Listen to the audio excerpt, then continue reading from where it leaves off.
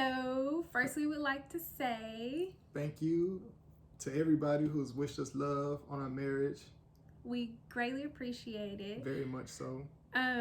But this is just the first celebration. The next celebration will be November 28th this year. So, COVID, chill out.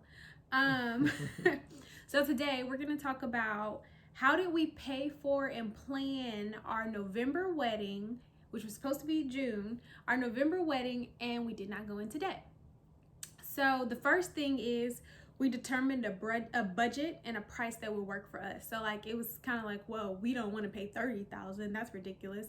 We don't want to pay $20,000. That's kind of high too. So what do we think is fair? And we came up with $10,000 to $12,000 as being fair. And then shortly right after our engagement, we started saving immediately.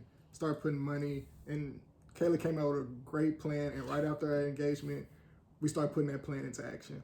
Yes, so we just set that money aside, didn't even think about it. That money was not there unless a payment was needed for the wedding.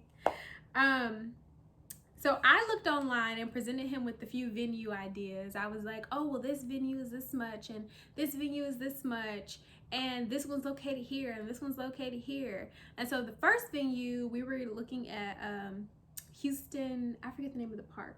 It's in the Memorial area. It's very, very beautiful.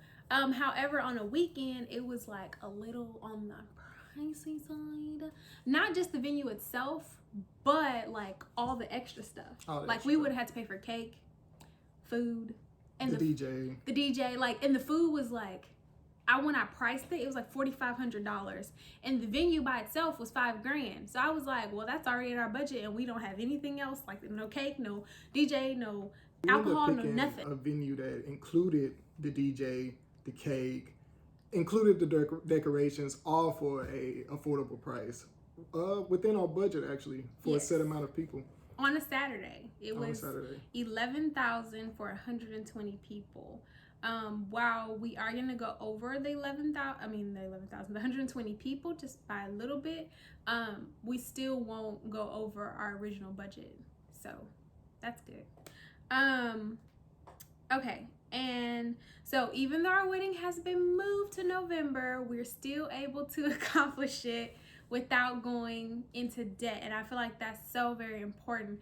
I know for some people, maybe 11,000 is too cheap. To us, it was a lot of money. But I think it's reasonable for a wedding. I think it's reasonable compared to for what a I've wedding. heard. Yeah, because the average in America, the last time I looked, was 20-some thousand. Actually, it was really 30-some thousand, but I'm excluding some of those outliers. Because, some people spend $50,000-$60,000 on their wedding. And some of those are traditional weddings because, in certain traditions, they have these really big grand weddings. And they spend a lot of money in their weddings. We don't want to go into debt, though. We don't have $50,000 just laying around. We don't.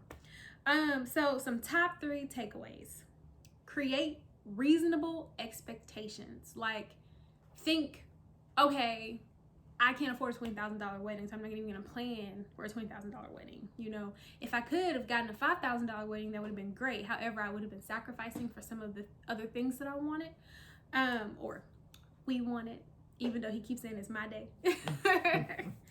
And communication. Number 2, communication. Communicating with him and about our expectations and our goals was really important to make sure that we were on the same page. Even though when I asked him about the color scheme, this man said orange. That's why you don't ask the man for their input on decorations or anything like that, because we want to ball out. Orange. We want to go out.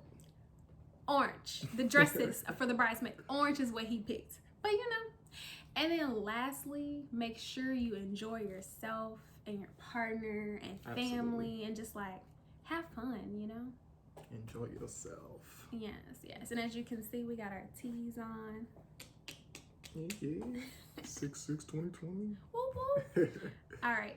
That's it for today. Let me know, for those who have been married or those who are getting married, how did you plan for your wedding? Did you go into debt, or did you make sure you pay for it all in cash? How was the experience for you? Let us know. Let us know.